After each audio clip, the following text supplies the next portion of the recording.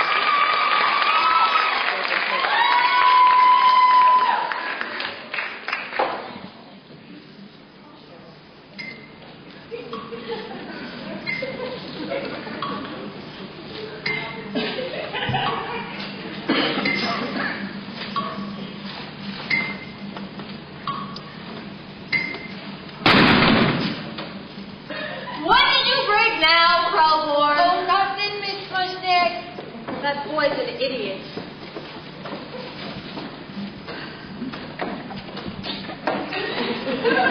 Oh, look who decided to come to work. Good morning, Miss Bushnick. What morning? It's 2 o'clock in the afternoon. Not that you got a customer. Who has customers when you run a flower shop on Skid Row? Sorry. Well, boy, what is going on back there? Oh, very little, Miss Bushnick. Audrey, you better go back there and see what he... Audrey, where'd you get that shiner? Shiner? That greasy boy from New York, he's been beating up on you again. Look, I know it's none of my business, but I'm beginning to think he's maybe not such a nice boy. You don't need nice boys when you live on Skid Row, Miss Bushnick. Oh, I got these slave drink bodies for you, Miss. Man, what would you expect from the inventory? Let's see more, Miss Bushnick. Oh, hi, Audrey. You look radiant today. Is that new eye makeup? I'll clean it up before any of the customers get here. Well, that ought to give you plenty of time. Look, guys, what an existence I got. Misfit employees, bums on the sidewalk, business is lousy. My life is a living hell. Urgent, constant soup. It ain't bad enough I got the wild formally decorating the storefront. I mean, 5 birthdays right above it, Snickle, please, a picture. Oh, we ain't falling for nobody, are we, Crystal? No, we're not, Ronna. We must be in school. We're on the split shift. Right. We went to school to the 5th grade, then we split. So how do you better yourself? Better ourselves? Lady, when you from Skid Row, there ain't no such thing.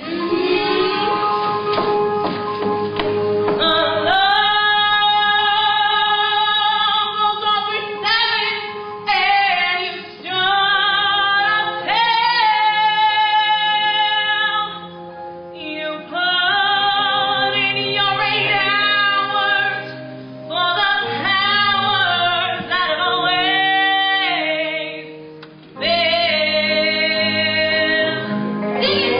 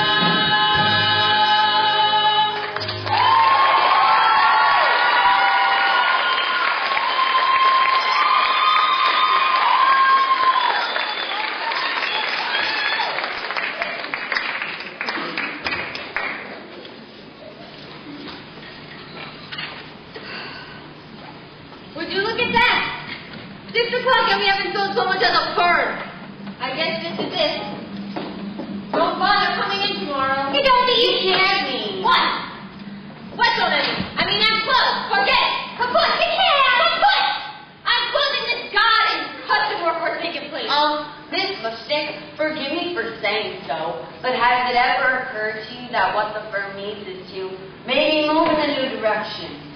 What Seymour's trying to say, Miss Mushnick, is, well, we talked about it and we both agree. Seymour, why don't you run back and bring out that strange and interesting new plant you've been working on? You see, Miss Mushnick, some of these exotic plants Seymour's been teetering around with are really unusual. And we were both thinking that some of these strange and interesting plants promptly displayed and advertised with our business. I'm afraid it isn't feeling very well. There. Now, isn't that bizarre? At least. What kind of a weirdo plant is that, Seymour? I don't know. I haven't been able to identify it in any of my books. It looks like some sort of fly trap. I call it an Audrey, too. Audrey! I hope you don't mind. See, if we put a strange and interesting plant like this in the window, maybe... Maybe what? Do you have any idea how ridiculous you sound? Just because you put a strange and interesting plant in the window, people don't suddenly... Excuse me. I couldn't help but notice that strange and interesting plant. What is it? It's an Audrey, too? I've never seen anything like it before. No one has. Where did you get it? Do you remember that total eclipse of the sun a few weeks ago? I was walking in the wholesale flower district that day. And I passed by this place where the old Chinese sang. You sometimes sell sweet and exotic honey.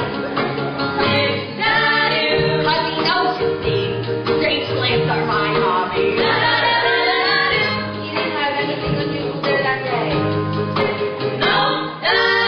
Well, that's you know, what's on mine. Good for you. When suddenly, and without warning, there was this.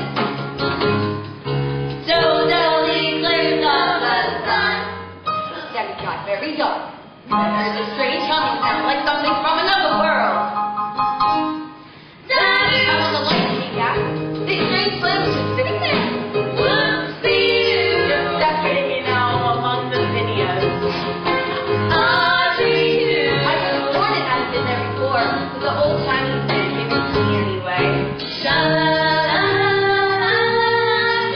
For $1.95. Well, that's an unusual story and a fascinating plant. Well, I may as well take $50 worth of roses while I'm here. $50? $50? Yes, ma'am, right away, ma'am. Can you break 100? No. I'm afraid we closed the register for the day. Well, then, I guess I'll just have to take twice as many. Twice as many? Yes, ma'am, right away, ma'am. I take happy dresses for $100 worth of our very finest red American beauty roses. Thank you very much. Yes, sir, that is one strange and fascinating plant.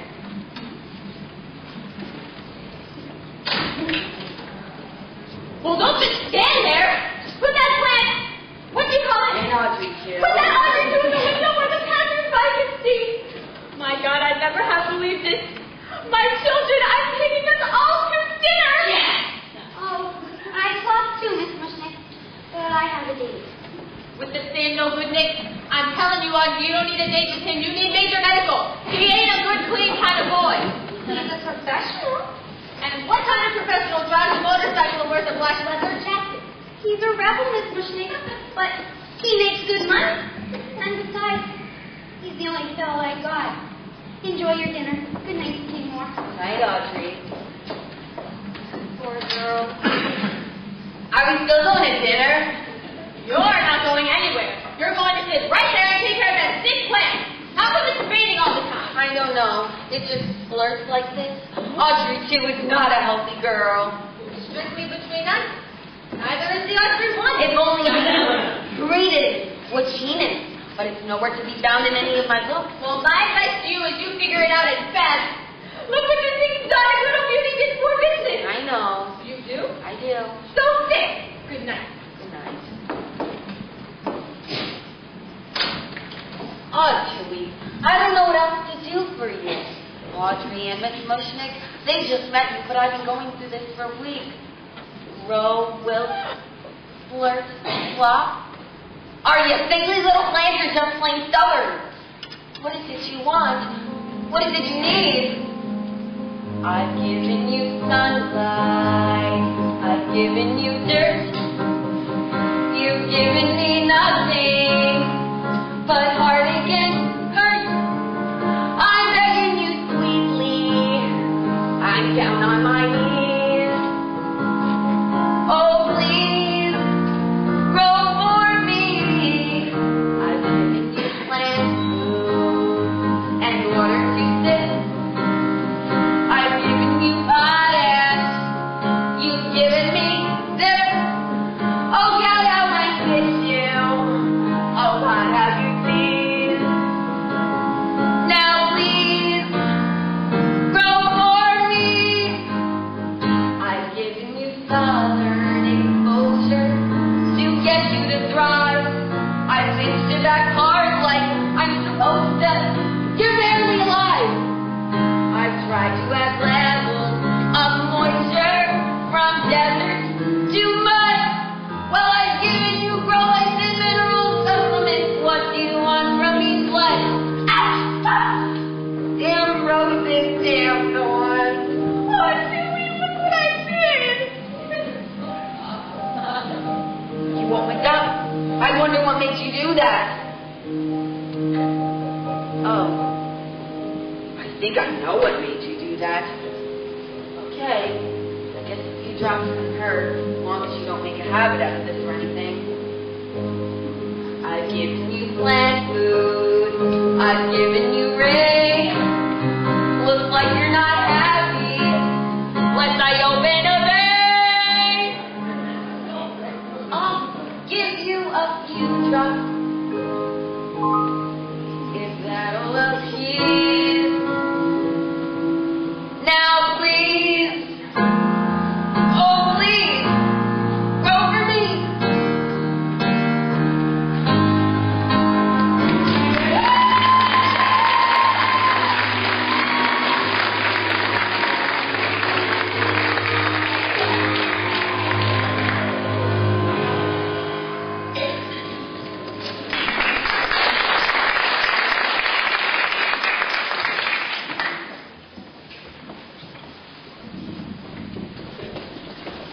And thus we conclude our interview with Seymour Krelborn, the young botanical...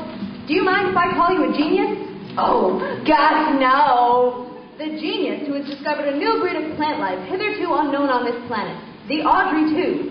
One last question, Mr. Krelborn. Do you feed it anything special?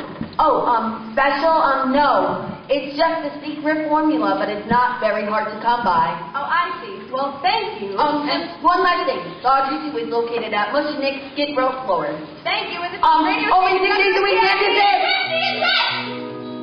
Oh, well, it's so great advertising. I can't believe it. It couldn't be happening. Mystery girls, it couldn't be happening. All of this sudden success coming out of the blue. I went sign up right in the front window. An advertisement right in the front window. Nothing and see the amazing plan. Dodging to remarkable thing is that people, they do. They do.